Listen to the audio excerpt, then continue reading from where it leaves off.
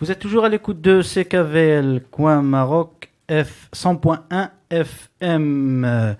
Bonsoir tout le monde. C'est Mohamed. Notre collègue c'est Mohamed Benmou a été notre reporter sur un événement qui s'est tenu la fin de la semaine passée. Cet événement, il est de l'association Oasis des enfants musulmans sur les familles d'accueil qui s'est tenu à Westmont, au siège les centres de la jeunesse et de la famille Batchau. C'est Mohamed, bonsoir. Bonsoir. Je vois que vous avez des invités avec vous. Oui, on a aujourd'hui Madame Elena Arajo, qui est directrice de l'association Oasis des enfants. Oui. Et on a Madame Hélène Gagnon, qui est membre de conseil de la même association. Bienvenue, mesdames. C'est Mohamed, vous avez assisté à cet événement, donc je vous laisse le micro ouvert, puis je vous souhaite une bonne interview avec vos invités. Merci beaucoup, c'est Mohamed. Mesdames, l'événement de 30 janvier sur les familles d'accueil qui s'est tenu au centre de l'association Batchau Sius Odem, ça concerne les familles d'accueil. C'était quoi les objectifs de cette rencontre-là?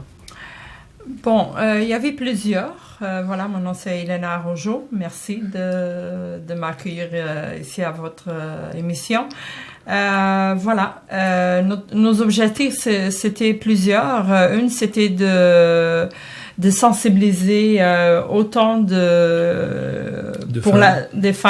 familles au niveau d'être famille d'accueil, puis aussi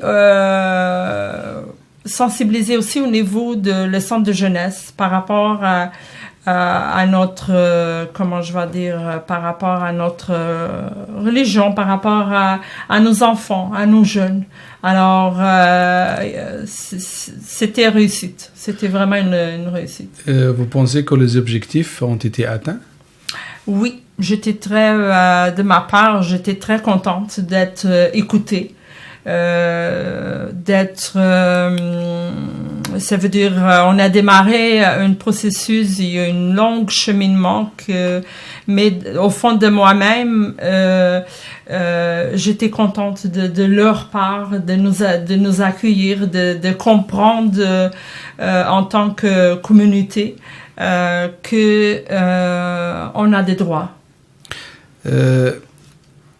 Avant de cogner à la porte de Batchau, je sais que vous avez cogné à plusieurs portes, et principalement le centre jeunesse de Montréal. Mm-hmm. C'était quoi c'est pourquoi d'abord Batchau et non le centre jeunesse de Montréal? Bon, moi de nature, j'aime les défis, ok? Et comme je suis convertie, alors je sais qu'il y a un besoin dans notre communauté. Et j'étais allée avant au centre de jeunesse Montréal. Et m'ont claqué la porte carrément. Ça veut dire non, c'est pas faisable ton projet. Et puis après ça, comme je connaissais quelqu'un chez Batcha, et c'est lui qui m'a mis en communication. J'ai dit, j'ai ce projet-là d'une association pour les familles d'accueil. Et là, c'est là que j'ai rencontré le dirigeant. Et puis, elle a dit, oui, on va de l'avant. Mais il y avait quoi de spécifique pour que les gens de Centre Jeunesse de Montréal rejettent le projet? C'est ça. Eux, ils ne voyaient pas exactement le besoin qui est placer des enfants musulmans dans des familles musulmanes. Eux autres, ils disaient que les familles musulmanes pouvaient recevoir de d'autres confessions, d'autres origines, mais ils ne voulaient pas mettre le doigt sur le fait que c'était des enfants musulmans. Il disait que selon la loi, il n'y avait pas le droit de faire de préférence comme ça. Fait qu'il y avait comme une fermeture d'esprit là, à ce niveau-là dès le départ. Il ne voulait pas... Donc, quand vous avez cogné à la porte de Centre Batchau, ils étaient ouverts à cette idée-là? Oui. Il a dit, ça veut dire... Madame Carole, d'ailleurs, il travaille avec la communauté juive. Et La communauté noire aussi tout à c'est Montréal, au là, niveau ethnique. haïtienne, oui. Fait que elle a dit oui, on va travailler ensemble. Mais Centre de jeunesse Montréal, non. Et on dit on peut pas on peut pas commander. Mais la grosse différence, c'était, excuse-moi là, mais c'est que le Centre Batcha, il trouvait que pour faire un bon suivi puis une stabilité chez l'enfant, le côté religieux, je veux dire, sa croyance religieuse était importante. Tandis que sur le côté français, il voyait pas ces raisons-là pour continuer à avoir une stabilité, là, parce que veut pas, quand un enfant est placé dans un centre d'accueil, c'est traumatisant pour l'enfant. Puis, à la réunion, j'ai vu qu'il a insisté ce qu'on appelle, ce qu'il avait dit, une famille d'accueil de proximité. Parce que eux, normalement, quand on parle d'une famille d'accueil de proximité, c'est la famille proche. Puis les voisins. Pour eux, ils l'ont élargi à la communauté. C'est à travers ça qu'ils ont pu faire le projet avec la communauté juive de Montréal. Exactement. Il y avait ça sur la table avec le côté français. Mais eux, ils nous proposaient juste ça, les familles de proximité. Ils ne voulaient pas aller plus loin, comme il avait dit à Elena. Vous pouvez peut-être, via les voisins, la famille, frères, sœurs, faire travailler avec les enfants à ce niveau-là. Mais sur le côté Batcha, ça va plus loin. C'est des familles d'accueil, là. C'est pas juste des familles de proximité, là. Il offre un lit, il y a un lit pour les enfants musulmans. Ce qui nous ramène à notre sujet principal, qui est le sujet du famille d'accueil. Comment vous, à l'association Oasis des enfants, vous avez quantifié qu'il y avait un besoin très important au niveau des familles musulmanes? Ben, il y a une drame proche de moi. OK, il y avait une famille proche de moi elles sont de musulmanes converties. Et puis le couple il passe à travers la dame, la maman, puis que ses enfants y étaient placés. Et puis c'était difficile de trouver des familles musulmanes. Puis aussi quand j'ai lancé le projet, j'ai eu des jeunes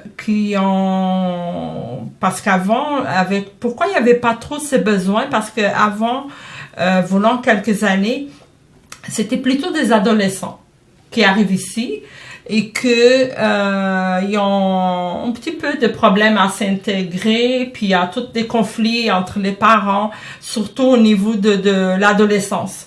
Alors, c'était plus les ados.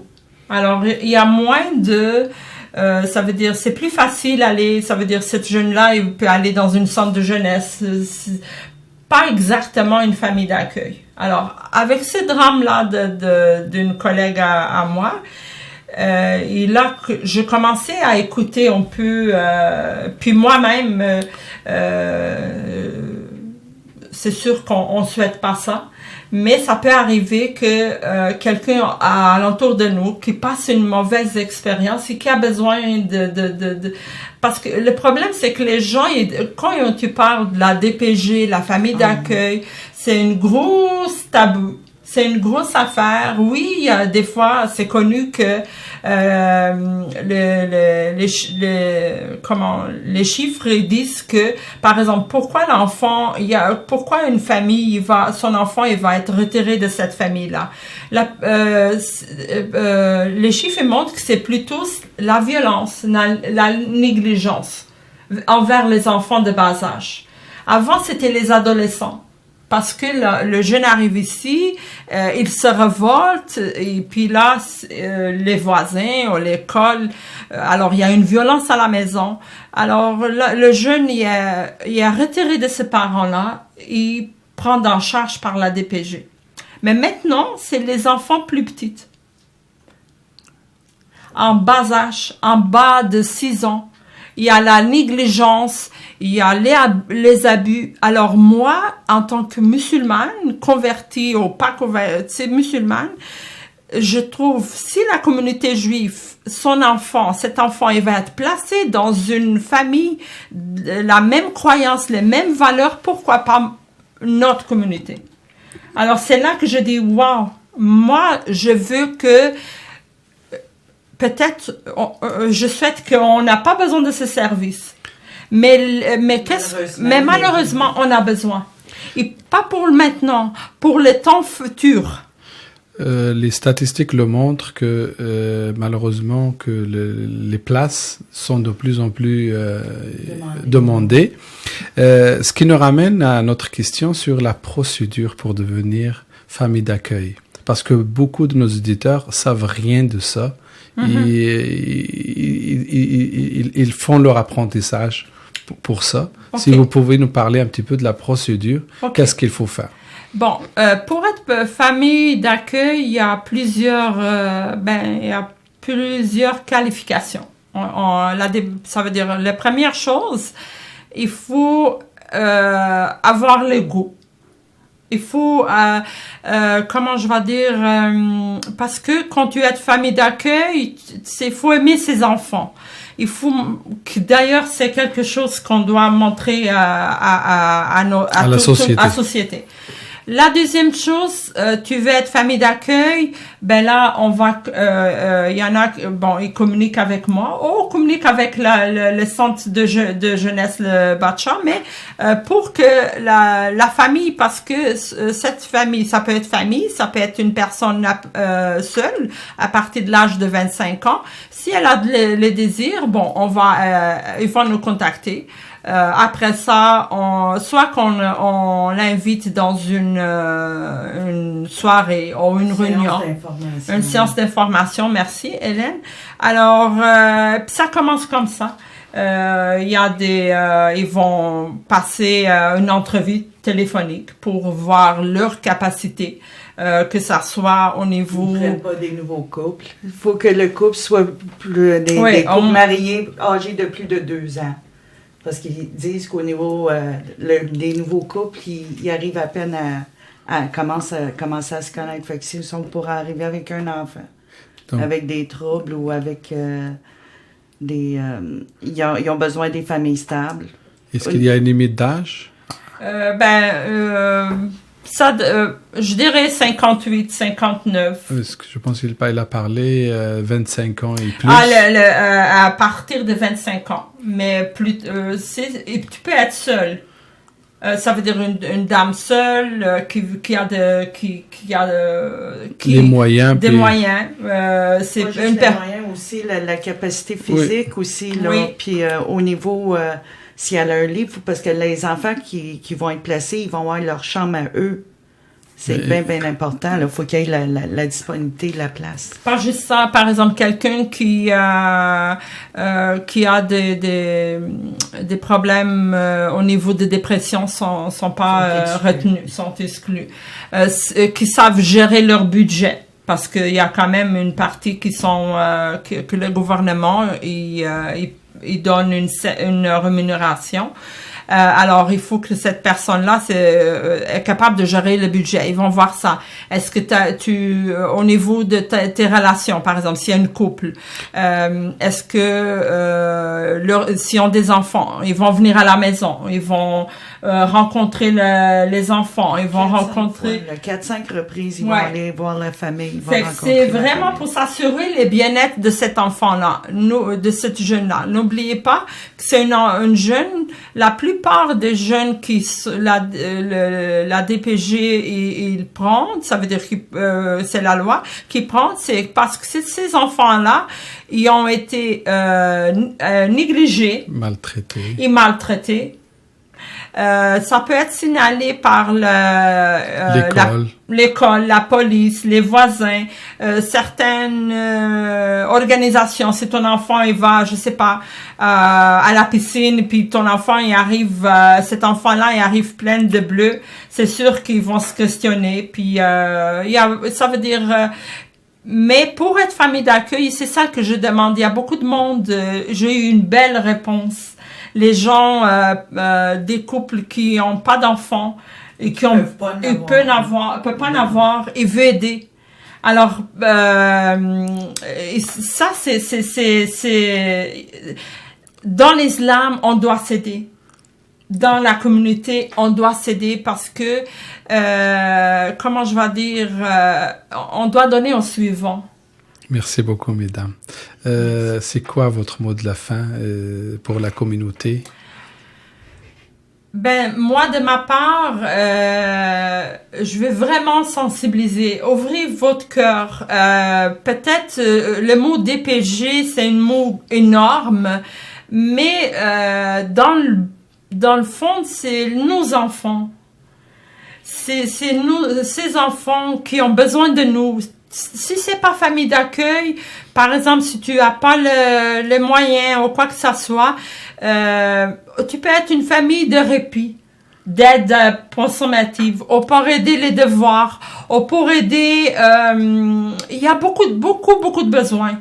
Alors, appelez l'association, et puis ça va nous faire plaisir de vous guider dans la bonne place. Ça veut pas dire, OK, je peux pas être famille d'accueil, mais est-ce qu'il y a quelque chose que je peux faire pour ces enfants? Peut-être aider les devoirs. Tu sais, les parents, ils sont débordés. Ils ont 3-4 enfants. Il y a une mère elle est fatiguée. Et puis, c'est pas la violence ou comment je vais dire, quand l'enfant est agité. Ces parents, ils sont fatigués. Peut-être tu as du temps à donner. 1 heure ou 2. Cette maman, elle va être contente. Pourquoi pas? Parce que, tu sais, dans l'islam, c'est ça qu'on doit faire, s'aider. Et plus on va être fort, plus on va passer à travers. Puis pas juste ça. Si on aide quelqu'un, on va oublier nos problèmes. C'est merveilleux, mesdames, ce que vous faites. Si vous pouvez nous rappeler les coordonnées de l'association musulmane. OK, voilà, mon numéro de téléphone pour me rejoindre, c'est le 514-502-2185. 514-502-2185. Puis, l'adresse courriel, c'est oasis des enfants musulmanes @gmail.com. Le tien, tu veux donner? Ben là, il y a l'association. Okay. Bientôt, on va avoir un site web. On a déjà une Facebook. C'est quoi l'adresse pour les sites web? Ben, ça, elle est en construction. Il est en construction, mais ça va être annoncé bientôt dans le... Il va y avoir un local bientôt de disponible aussi. Ouais. Si Dieu le veut. Merveilleux, mesdames. Merci beaucoup pour votre engagement et on vous remercie au nom de la communauté. Merci beaucoup. Merci. Merci à mon tour, chère dame. Sincèrement, c'est un peu à retenir le cœur. Là. Je perds mes mots, Sidi Mohamed. Sincèrement, je perds mes mots. Je vois 2 dames d'origine québécoise et portugaise converties à l'islam et très attachées à ses principes et à ses causes, puis à des objectifs très, très, très humanitaires, surtout pour la petite enfance. Je vous remercie beaucoup pour votre... C'est pour ça que nous, on veut lancer un cri de cœur pour la communauté, pour qu'ils s'engagent dans ces objectifs nobles. Être une famille d'accueil, c'est quelque chose pour nous, aussi, pour nous-mêmes, mais aussi pour toute la société.